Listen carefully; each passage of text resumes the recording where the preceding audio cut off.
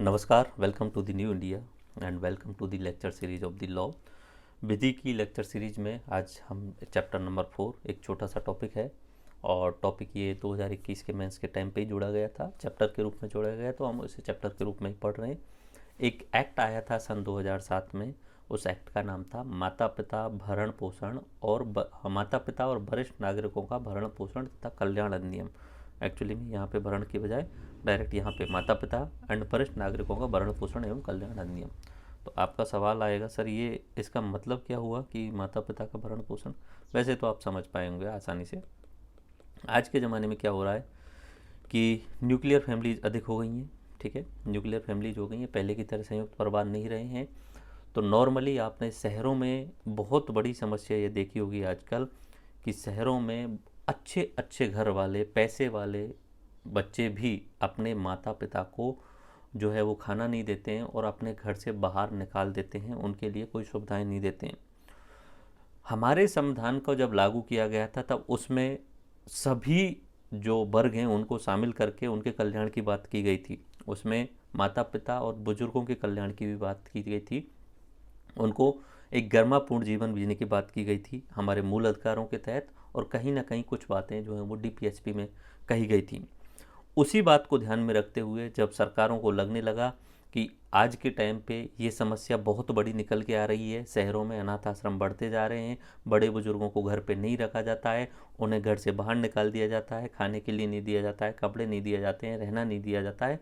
तो फिर उससे मजबूरी में सरकारों को एक एक्ट लेकर के आना पड़ा 2007 में कि अगर बालक या कोई बच्चा अपने माता पिता को या वरिष्ठ नागरिक या एक वरिष्ठ नागरिक या जो उसका अभिभावक रहा हो उसको अगर भरण पोषण नहीं कर रहा है, उसको उसके खाने की सुविधा नहीं दे रहा है, कपड़े की सुविधा नहीं दे रहा है, रहने की सुविधा नहीं दे रहा है, तो एक्ट के तहत ये सारी चीज़ें शामिल की गई कि बच्चा या उसका कोई नातेदार जो उसकी संपत्ति में हिस्सा लेने वाला है उसको गारंटी या एक्ट के तहत जो है वो भरण पोषण करना ही करना होगा। अगर वो भरण पोषण नहीं करता है तो फिर उसे सज़ा का प्रावधान है। इसलिए 2007 में एक्ट आया था।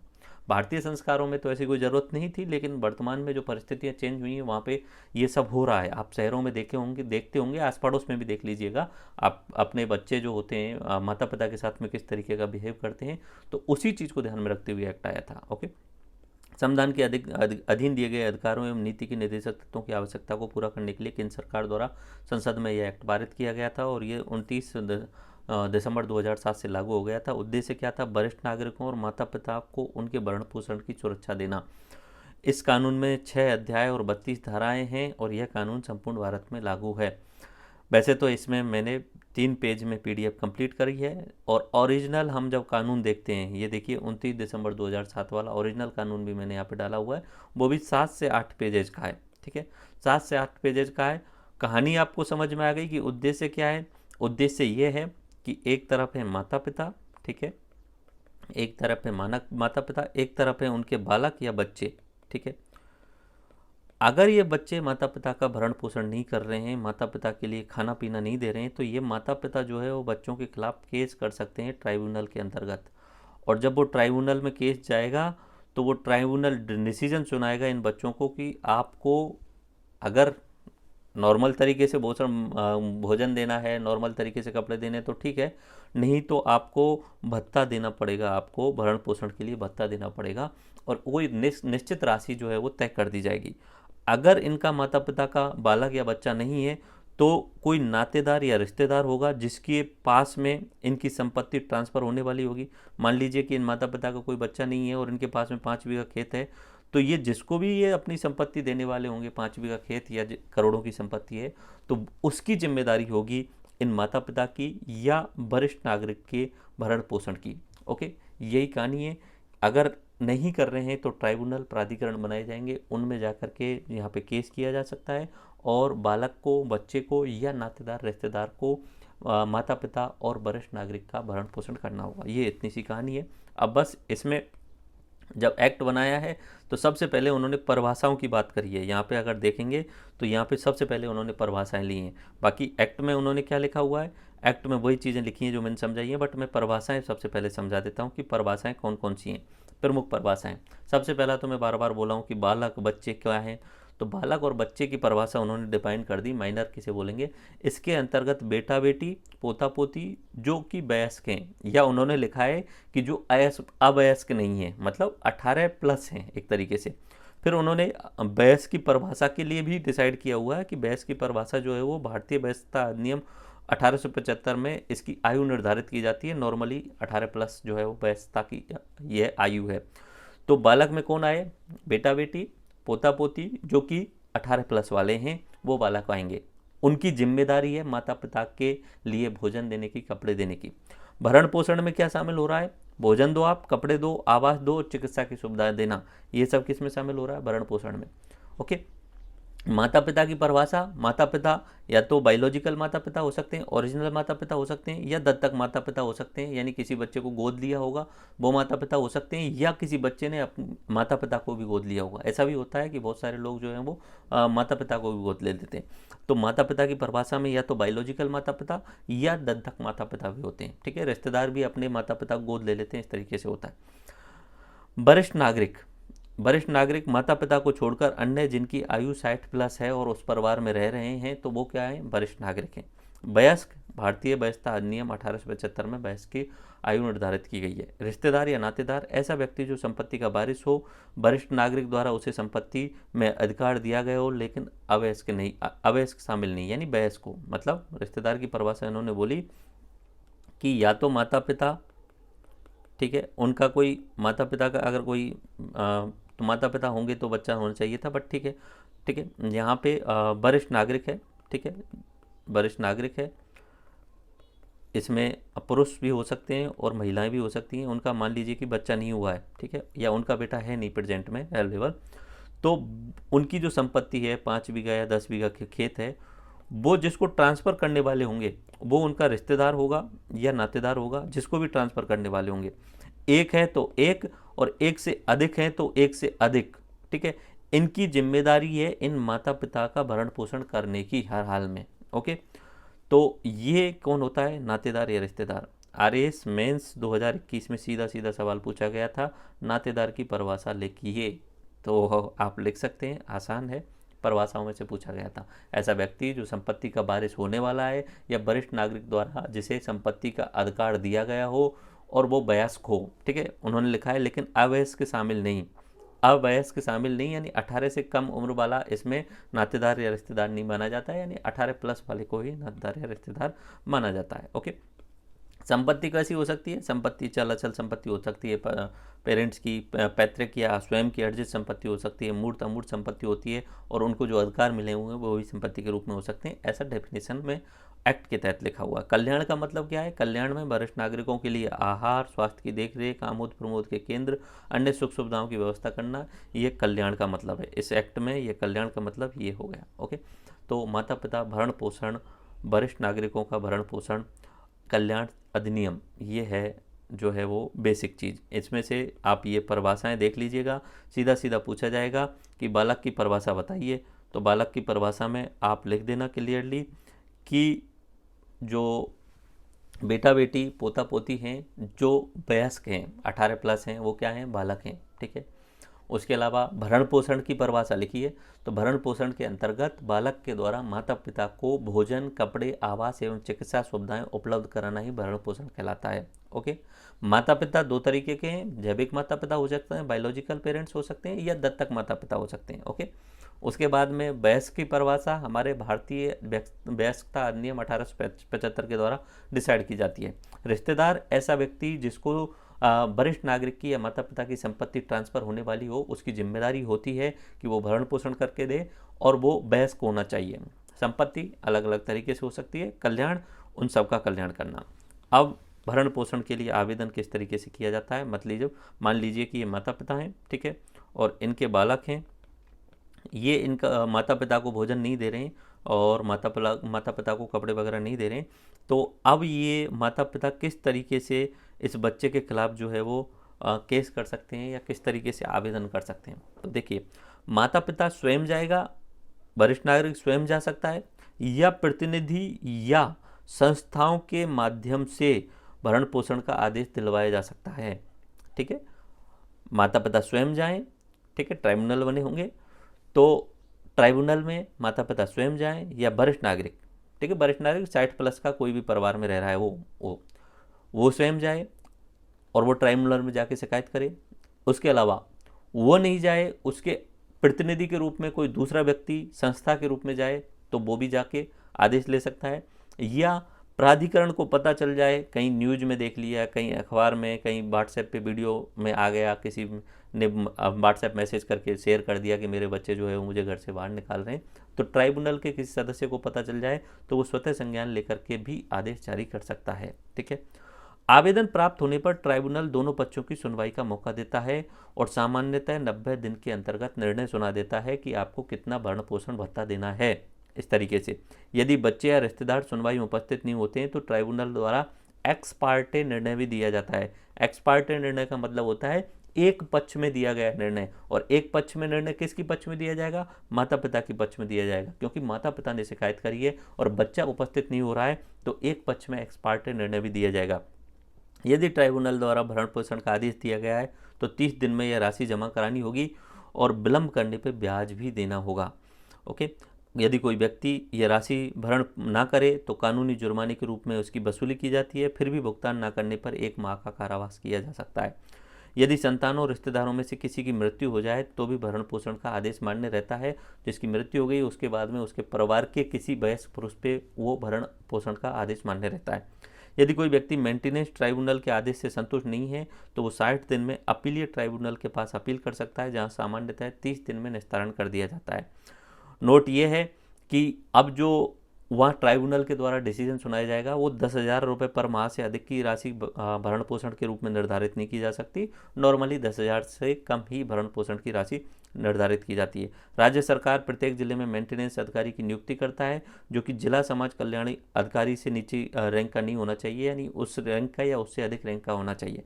राज्य सरकार द्वारा प्रत्येक जिले में मेंटेनेंस ट्राइब्यूनल स्थापित किए जाएंगे और उनके ऊपर अपीलीय ट्राइब्यूनल स्थापित किए जाएंगे, ऐसा एक्ट के तहत लिखा हुआ है। अपीलीय ट्राइब्यूनल में अधिकारी कम से कम जिला मजिस्ट्रेट स्तर का होना चाहिए।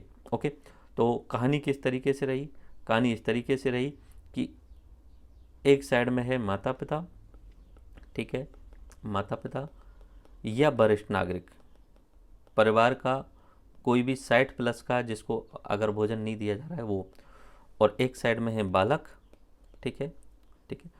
अब शिकायत करनी है तो शिकायत करने का बीच में होगा ट्राइब्यूनल, ठीक है, प्राधिकरण। राज्य सरकार ट्राइब्यूनल गठित करेगी, ठीक है, ट्राइब्यूनल होता है और फिर इससे ऊपर भी एक अपीलीय ट्राइब्यूनल होता है, ठीक है, अपीलीय ट्राइब्यूनल, अपीलीय प्राधिकरण, ठीक है, ये होते हैं।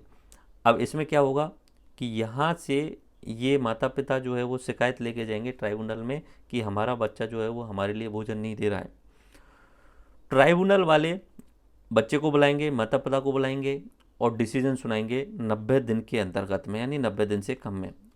यहाँ जब शिकायत लेके गए तब माता पिता स्वयं जा सकते हैं या संस्था जा सकती है या ट्राइब्यूनल खुद से स्वतः संज्ञान ले सकता है, 3 कंडीशन से। ओके, 90 दिन में डिसीजन सुनाया जाता है। डिसीजन सुनाने के बाद में अगर बालक अगर वो यहाँ पे सुनवाई में या इनके साथ में नहीं आता है बैठक में, तो डायरेक्टली माता पिता के पक्ष में निर्णय सुनाया जाता है। डिसीजन सुनाया जाएगा कि मान लीजिए कि आपको 8,000 रुपये पर मंथ माता पिता को देने हैं। इस तरीके से बच्चे से बोल दिया जाएगा कि आपको 8,000 रुपये पर मंथ माता पिता को देने हैं, तो बच्चे को देने ही देने होंगे। अगर नहीं देता है 1 माह के अंतर्गत, अगर वो नहीं देता है तो उसे ब्याज सहित देने होंगे, पर देने ही होंगे।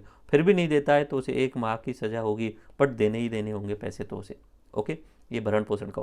मान लीजिए कि बालक संतुष्ट नहीं है, वो बोल रहा है कि 8,000 रुपये ज़्यादा मांगे जा रहे हैं मुझसे, मैं नहीं दे सकता, तो वो इस ट्राइब्यूनल के खिलाफ कहाँ चला जाएगा? अपीलीय प्राधिकरण में चला जाएगा। अपीलीय प्राधिकरण की जो रैंक होती है वो अधिकारी थोड़ा सा वहाँ से पहले की तुलना में जो है वो बड़ा होता है, अधिक जिला मजिस्ट्रेट रैंक का होता है। और पहले जो है वो पर अपर ट्राइब्यूनल की स्थापना की जाएगी। अपीलीय ट्राइब्यूनल में जिला स्तर का जो रैंक होती है, और यहाँ पे जो ट्राइब्यूनल होता है मेंटेनेंस अधिकारी के रूप में, वो समाज कल्याण अधिकारी से अधिक रैंक का होता है या उस रैंक का होता है। ओके, तो ये ट्राइब्यूनल में चला जाएगा। ट्राइब्यूनल फिर बाद में डिसीजन जो सुनाई जाएगी उसे मान्य ही होगा बालक को, ठीक है। ये होता है अपना माता पिता या वरिष्ठ नागरिक भरण पोषण कल्याण अधिनियम। ओके, अब ये तो हो गई बालक की जिम्मेदारी कि ठीक है बालक को क्या करना चाहिए। अब जिम्मेदारी आती है कि माता पिता के लिए या वरिष्ठ नागरिक के लिए राज्य सरकारों को क्या करना है, उनका कल्याण करने के लिए। अब राज्य सरकारों को भी आदेश दिए उन्होंने कि राज्य सरकारों को कुछ काम करने पड़ेंगे। और क्या काम करने पड़ेंगे? राज्य सरकार प्रत्येक जिले में वृद्धाश्रम गृह बनवाएगी। प्रत्येक वृद्धाश्रम में कम से कम 150 व्यक्तियों के रहने की व्यवस्था होनी चाहिए। ओके, इसका उद्देश्य ये है वृद्धाश्रम का कि ऐसे वरिष्ठ नागरिकों को आश्रय देना जिनके पास स्वयं के आय का स्रोत नहीं है और संतान या रिश्तेदार नहीं है। बहुत सारे लोग ऐसे हैं जिनके बच्चे भी नहीं है, संतान भी नहीं है, रिश्तेदार भी नहीं है और खुद के आय का स्रोत भी नहीं है। तो ऐसे जो वरिष्ठ नागरिक हैं उनको वृद्धाश्रम गृह में रखा जाएगा और हर जिले लेवल पे एक वृद्धाश्रम बनाया जाएगा जिसमें मिनिमम 150 आदमी रहने की व्यवस्था होगी। मैक्सिमम अधिक भी हो सकती है लेकिन मिनिमम तो 150 वाला होना चाहिए। ये राज्य सरकारों को जो है वो डायरेक्शन दिया गया इस एक्ट के तहत।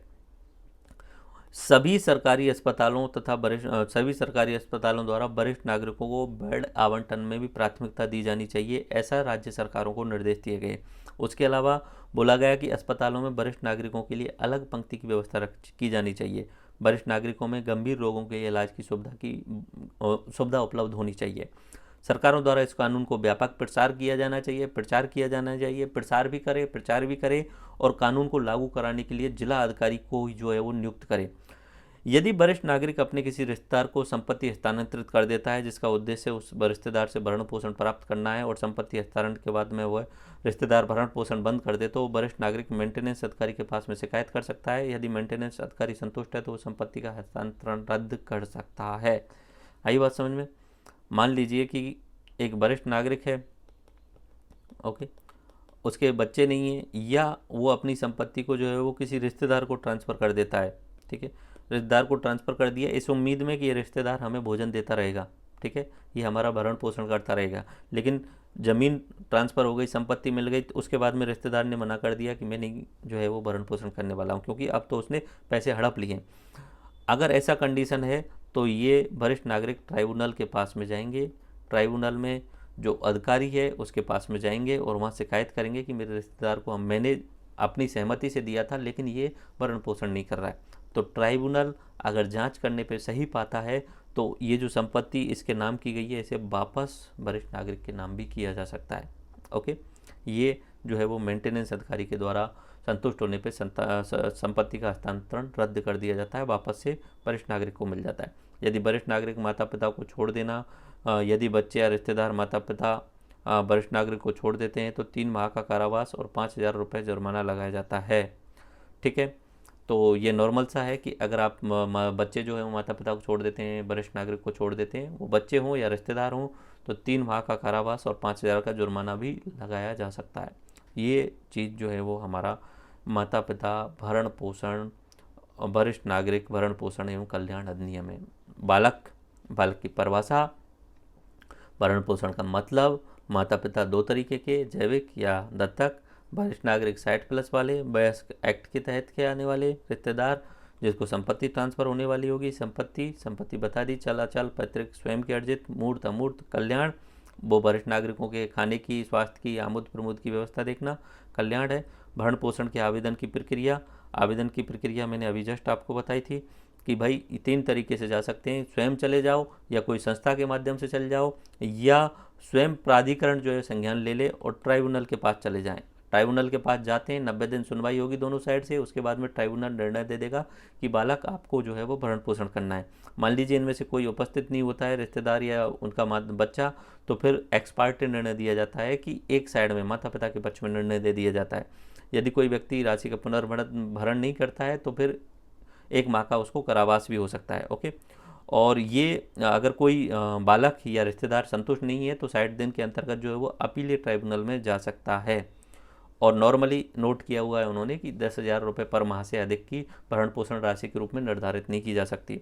ओके, राज्य सरकार जो है वो प्रत्येक जिले में मेंटेनेंस अधिकारी की नियुक्ति करती है जो जिला समाज कल्याण अधिकारी या उससे अधिक रैंक का होता है और उससे ऊपर जो है वो अपीलीय ट्राइब्यूनल होती है जिसका स्तर 2 होता है, जिला कलेक्टर लेवल का होता है। राज्य सरकार की क्या जिम्मेदारी है? वृद्धाश्रम गृह बनाना, 150 व्यक्तियों की रहने की व्यवस्था होनी चाहिए वहाँ पे। उसके अलावा यहाँ पे सरकारी इस हॉस्पिटल में बेड आवंटन की व्यवस्था, अलग से पंक्ति होनी चाहिए, सरकार प्रसार करे, जिला अधिकारियों को नियुक्त करे।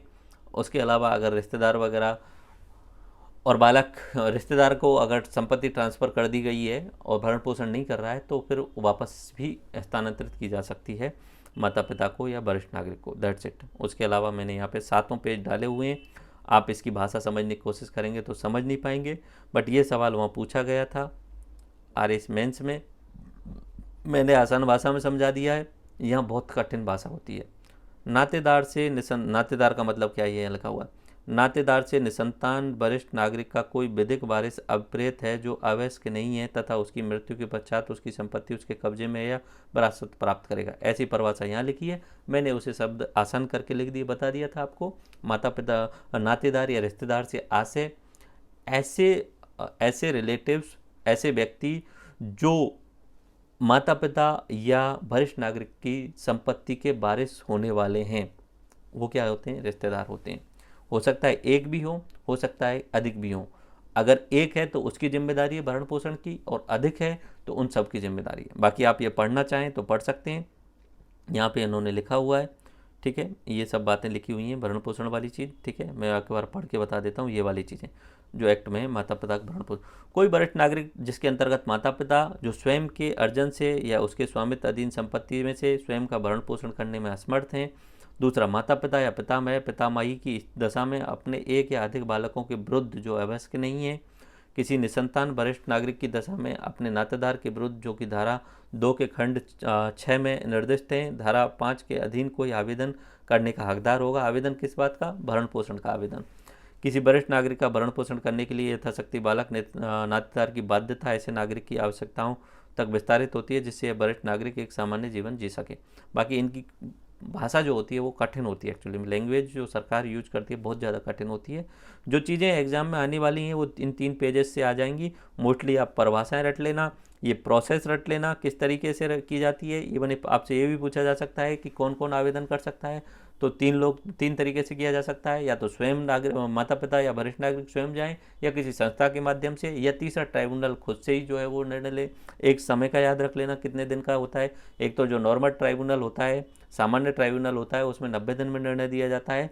और अगर उसके बाद में अपील करनी है तो अपील करनी जो है होती है आपको 60 दिन में अपील करनी होती है, और वहाँ अपीलीय ट्राइब्यूनल द्वारा 30 दिन में निर्णय दिया जाता है। ओके। और नोट के रूप में ये होता है कि अधिकतम 10,000 रुपये पर मंथ का जो है वो भरण पोषण के लिए बोल सकती है ट्राइब्यूनल, उससे ज़्यादा का नहीं बोल सकती है। बाकी राज्य सरकारों ने क्या किया ये भी आपको याद रहने चाहिए। वृद्धाश्रम गृह 150 व्यक्तियों की रहने की व्यवस्था होगी, जिसमें बेड आवंटन की प्राथमिकता दी जाएगी। हॉस्पिटल में अलग से पंक्ति होंगी, प्रचार किया जाएगा।